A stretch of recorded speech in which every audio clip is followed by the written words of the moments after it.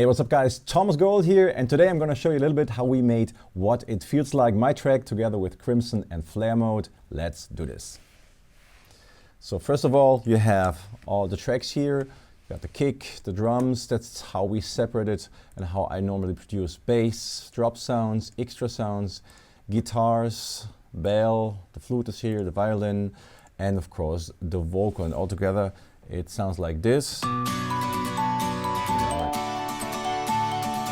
Yeah, we wanted to start the track with like a very melodic part, so that's why we soloed the bell plus the guitars. Gives it already a nice and organic feeling. And then we have these acoustic drums in the production here, which also help to make the track a little bit more like less electronic. It's an electronic track, but we wanted to make it more like warm and as just said, organic sounding. These are all acoustic drum sounds and samples here.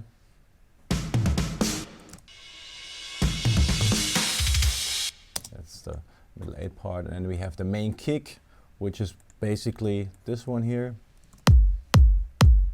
It's an electronic kick with a hard attack, so it cuts through the mix.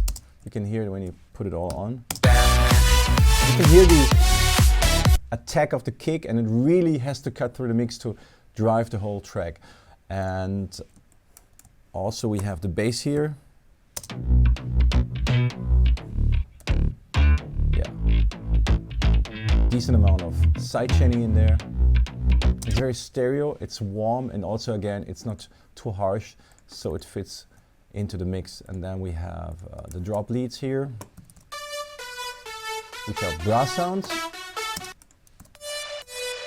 Then we have some synth sounds which are similar to the violin sound.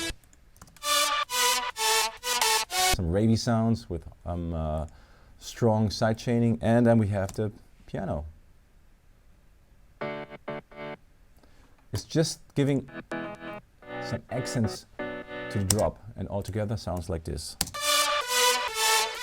It's wide and bright, and but it's not really harsh or hard, so we try to make it a little bit softer. We did a lot of EQing on that, and we also wanted it to fit with together with the flute here.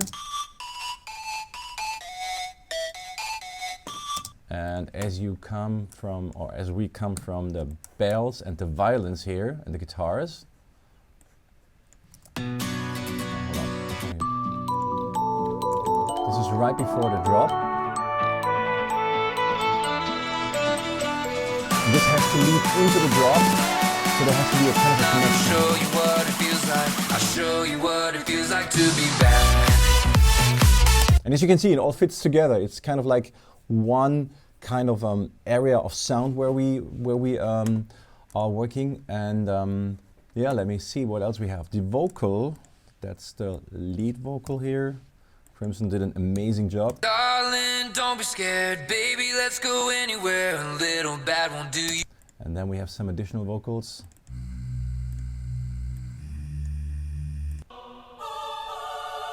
These are also. You can hear them here.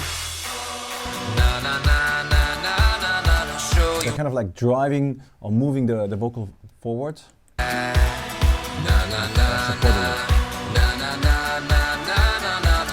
And of course the FX section, this is all bounced already. All together. Show you what it feels like to be bad.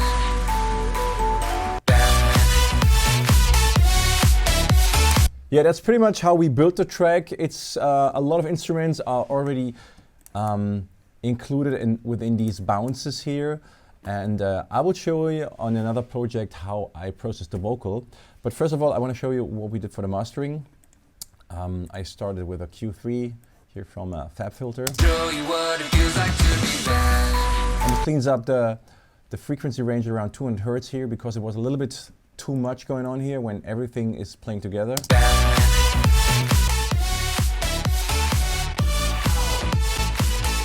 It kind of cleans the mix a little bit. It gives it more air and room to breathe, and this is kind of like really important stuff. If you deharsh your mix in the final stage. I do this very often, almost every time.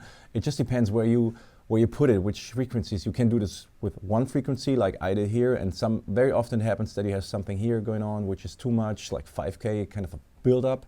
If you have too many, a frequency build-up, if you have too many instruments playing in the same frequency range, you have to be careful about that, especially when it comes to mastering and when you crank everything up, when the limiter and the compressor make everything louder. You have to make sure that these sounds are not hurting your ears, and that's what basically happens here. Yep, then I have the glue, just to glue everything together. It's not doing a lot, just a little bit like 1 dB. And then my go-to mastering mix tool, which I always use at the moment. It's from Brainworks. It's the BX Digital, and I use it for the stereo width here. You can see it's 126%. And then I also use it very often to shape the low and the high end a little bit. In the mono section, I often crank the bass shift a little bit up. Not too much here, because it's not such a super bassy track, but it's nice. You get this gap here, and you get this, you can actually accentuate the frequency range around the kick drum. And in the stereo section, I just turn it or reduce it a little bit. So, because in the stereo field, I don't need these low frequencies. I rather focus on the high end, which I sometimes do with the presence shift, not too much this time. And yeah, that's it.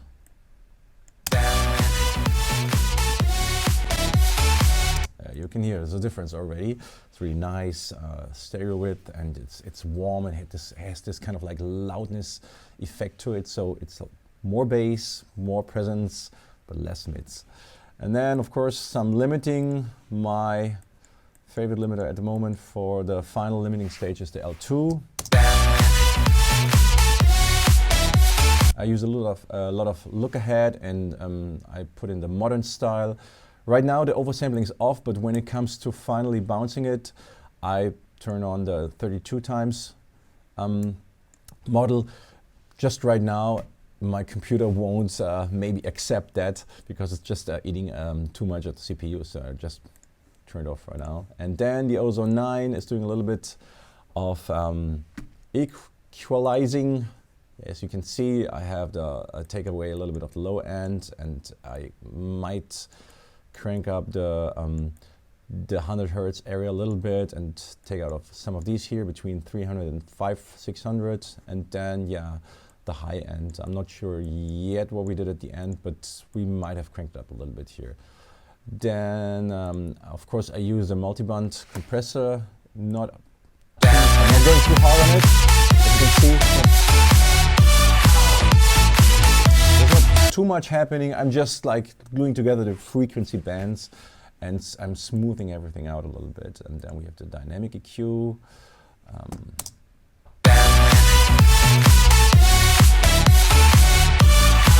Just works dynamically on some of the key frequencies of the mix. And then of course the maximizer, which adds the last stage of or gives us a lot of loudness and punch. And it's a very clean final limiting stage here, and I use the RSC4 transient mode, which works really good on this track. So that's pretty much what we did on mastering.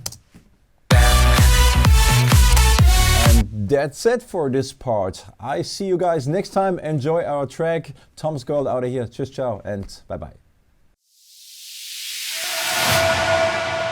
Let's begin.